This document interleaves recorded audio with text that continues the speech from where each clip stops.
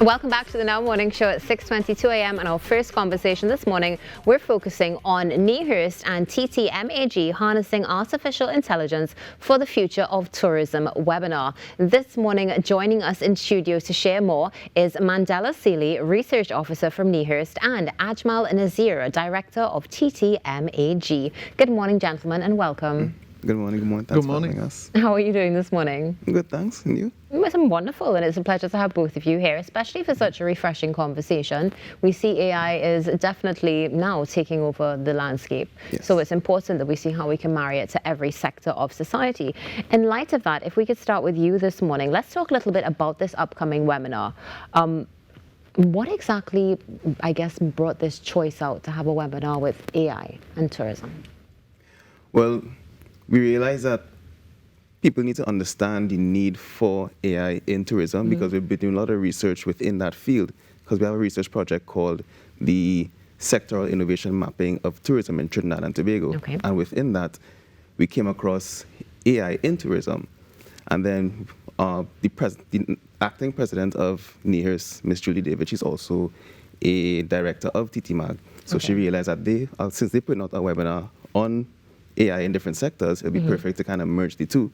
And now we are the first installment of this webinar series where we help people understand what is the need for AI in tourism and how we could benefit the future of Trinidad and Tobago's tourism industry. That's interesting. I know there are definitely going to be stakeholders who are going to be, well, interested, of course, in what's going to be happening. And also the fact that this is something that we may see those who are not just in the tourism industry, but outside of that will be interested in as well, because it's something that can really expand your thought process and even how you approach business. In light of that, Ajmal, from an industry perspective, how do you see AI shaping the future of tourism in Trinidad and Tobago? Right, so AI is going to be redefining the tourism industry like it is doing and it will do with most other industries.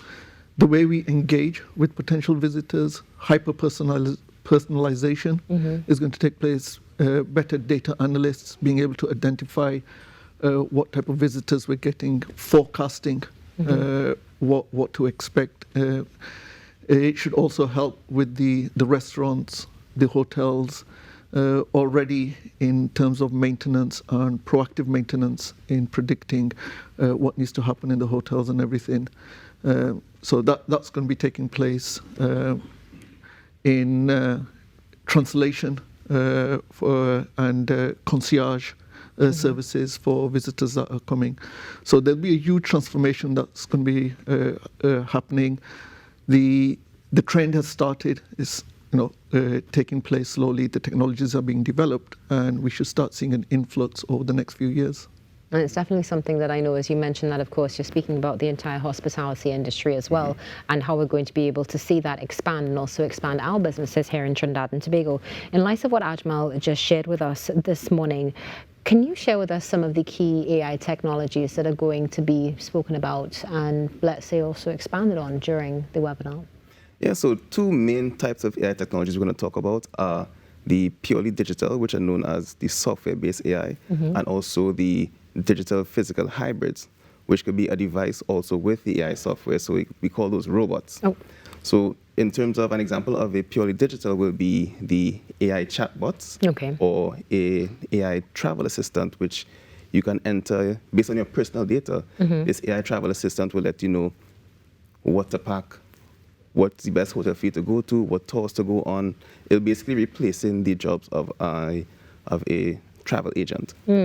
And with an AI robot, they've been around for over 50 years, and these robots have the ability to do menial tasks such as food prep in the hotel restaurants to as advanced as facial recognition for security purposes. So they will be able to understand if someone seems to have some kind of violent intent, and that way they can mitigate security risks to keep people safe. Now that's interesting, because you sort of, from what we automatically assume when you hear about tourism and AI, you've now gone to referencing something that we all know really from a human connection, specifically a travel agent, and bringing out to the forefront accessibility when it comes to being able to manage a trip on its own. There are some people who will listen to this and say, no, forgive me, but I have to ask, right? People will say, well, I have ChatGPT. And I can type into ChatGPT and say, what should I pack? Yeah. In light of that, can you explain why these particular products are really going to bring more value to the table for stakeholders? Because there's several different types of AI for several different purposes. So ChatGPT could do many things, but a specific travel agent that has been designed and trained to focus specifically on that particular task. And now, the more data you enter into that travel agent, the better that travel agent knows you. Travel assistant, sorry, how better it knows you, so it could better prepare you for that next trip. Okay, interesting. So a learning model It's as a learning well. model, yeah. So Wonderful. it learns better. Yeah. So in light of that as well, Ajmal, I'll bring you back into the conversation. Who would you stands to benefit the most from this upcoming webinar? So there's a little bit of something for everyone, I'd say. We start with the students. It should be interesting for the students to see how the technology is introducing possibly new career paths. There'll be training of the AI models when it comes to this hyper-personalization. They can take the ChatGPT model, but you still need to provide it with a lot more data to get extra value out of that. For the more data scientists that want to do data modeling and get into the stats, there'll be something for them. For entrepreneurs that are looking at opportunities of where the world is going, where the tourism industry is going, where to invest in pure digital products. For the current players, operators, restaurants, there'll be something to see what tools are available for them to either increase their current operational efficiency or to see how they can tap into potential growth and use it as a competitive advantage, as well as the public sector for the tourism board to see, okay, look, where the rest of the world's going. Because there is going to be a competitive advantage for those that adopt early.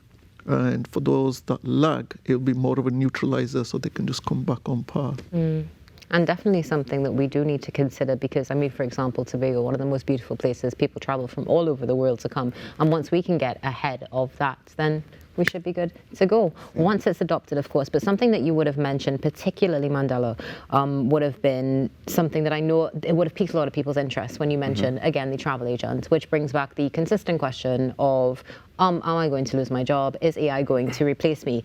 In light of that, what ethical considerations should tourism stakeholders be aware of when adopting AI? One of the greatest considerations that we came across is understanding the difference between transformative AI and disruptive AI. Right. So transformative AI, that enhances and improves what's already there. So it kind of comes like the chatbots that you will use in hotels. Yeah. The chatbots could deal with most of the guests' queries, so that gives the staff themselves more time to focus on having proper human interaction and actually focus on the needs of the guests. A disruptive AI now will be more like the actual travel assistant. Right. That is basically taking away the job of the travel agent because it's disrupting what already there. It's taking away what exists and replacing it with something new. So tourism stakeholders will have to be careful of what type of AI they want to introduce into their system because they want to make sure you're actually doing something that could benefit your business for the long term and not just try to disrupt and create something brand new. So that's one of the main things we're going to be touching on. And another big thing we have to touch on too is the fact that AI requires so much data. We need to be very careful with data security and the ethical use of that particular data.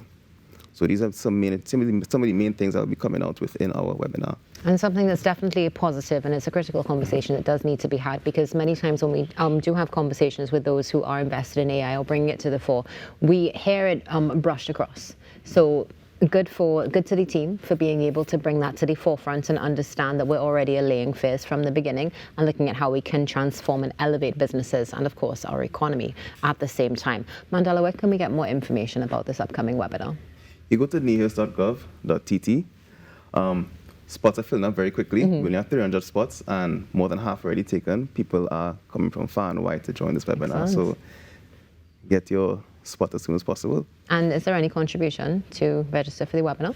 No, it's free. Okay. Free for the public, yes. And there we go. Well, thank you so much for joining us this morning. It's been a Thank pleasure you. to have you on set. Thank you. And looking forward to what I'm sure is going to be another installment. Yes. NIHERST and TTMAG are harnessing artificial intelligence for the future of tourism is the webinar. Go on to NIHERST social media pages and website to get more information, and make sure that you stay tuned because there's more coming up on the Now Morning Show after this break.